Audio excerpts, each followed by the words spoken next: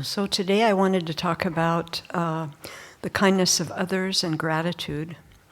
So yesterday, Venerable Nalwang and myself went to Abbey Heights Correctional Center, which is right outside of Spokane.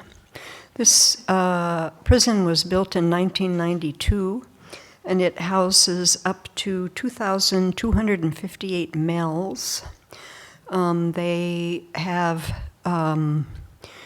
minimum unit, medium unit, a close supervision unit, and an infirmary there. They also have some programs that are quite wonderful, actually. So they have a program where they train dogs to be able to be adopted.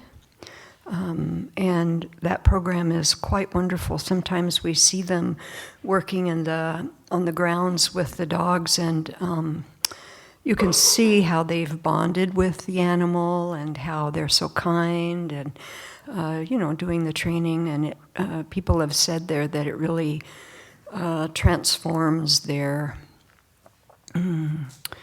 their lives, really. They have something to care for, which is not so often, that it doesn't happen very often in prison. So, and then they have a lot of different classes that they can take to learn a skill, so when they get out of prison, they have some kind of skill that they hopefully can get a job. So, we've been going twice a month for a couple months now, and it's the first time that kind of the prison reopened after COVID. They were very affected, of course, by COVID, like we all were. Nobody could go in or out. They had many people that were very sick. They had people that incarcerated that died. They had so many sick for a while, they took the building where they have the religious activities and the library, and they cleaned that all out and kind of made it a medical facility so that they could take care of folks. And everybody was stretched to the max, of course. And for the inmates, they had no ability to go into the groups that they usually go into. There's a huge volunteer program there, and they were not able to do any of those groups. So they were isolated, and many of them said how, that we've talked to, how their practice really suffered because they didn't have the connection to the Dharma like they usually had. So I was thinking about yesterday the gratitude that I feel when we can go there, because in this country we have religious freedom, so we can go and talk to people that are interested in learning about and practicing Buddhism. And the facility itself, if you're going to go in there, they train you how to navigate that particular system and how to be safe. So that's a kindness, certainly. The correctional officers or guards, they're quite personable and kind. I don't think I've ever seen anybody there that was, harsh or. So it's kind of a special place, actually. How they treat one another. And so just that we can go in and face to face, that's the other thing that's on my mind, because when COVID came, we all kind of, hunkered down and, got kind of isolated. And, we tried to make the best of it, and we went on Zoom, and we had programs and, could talk to people. But, talking to others on a screen, that is not talking to a person face to face. So much gets lost in the distance with that. And that's really so apparent when we go into airway, how happy they are to see us, how they work so hard to study. They come to class prepared.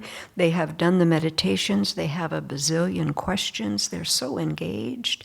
And they are so thankful that we're there.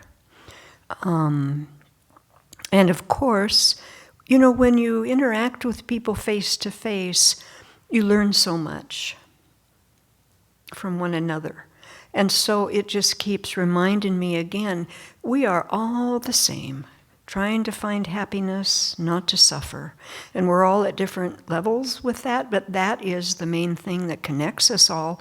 And to understand that and to be with that when you're face to face is a very different thing than when you're talking to a computer screen, to, this material thing. So different. So that's been on my mind from yesterday. And then today, what do we have here? We have all these people on their Saturday off, probably, coming here and bringing their time, their talents, their support, and helping out in so many different ways. Mantra rolling, moving really big things, and cleaning the forest like we do here to keep it healthy. Without you people coming here, we would not do very well, I'll say. What you give us is so valuable. We have so much gratitude for you coming and helping us. And if you didn't come, and when you didn't come because of COVID, things were not running as well, I'll just tell you, So you were very, very, very part of. This is your spiritual home. This is not our place. This is your place. And you come and, you help take care of it. And then we have these face-to-face conversations, a very meaningful discussions about Dharma. And every time all of us do that, we learn more. We are able to connect. We are able again to see we are all so similar, all wanting happiness. None of us want to suffer.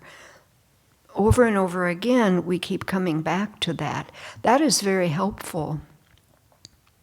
Because when we do that, like yesterday when we left Airway Heights, it was like what they do there and what we do here is not so different. Not so different. And to recognize that and to talk about that, then the mind calms down.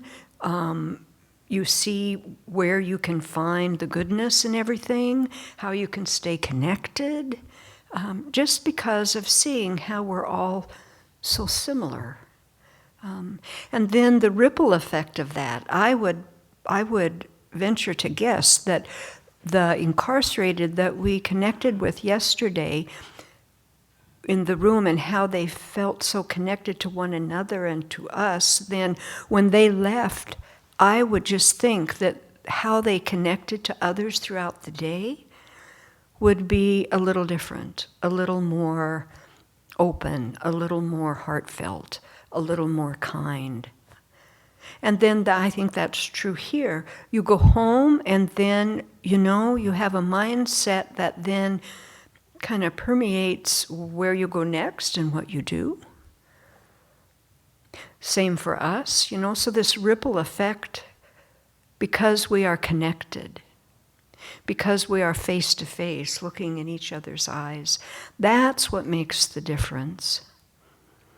And that we practice that here and wherever we go, and that you practice that here and wherever you go, then we are making the world a better place every day. And then when we continue to study, we are able to progress on this beautiful path that is infallible, that will not ever disappoint us. And then we continue and continue until one day we become Buddhas with this tremendous bodhicitta heart, and then we are able to really benefit. And so that's also what connects us all here today in this room. And so we can really remember the kindness of others and keep a heart full of gratitude so that we can continue on this path.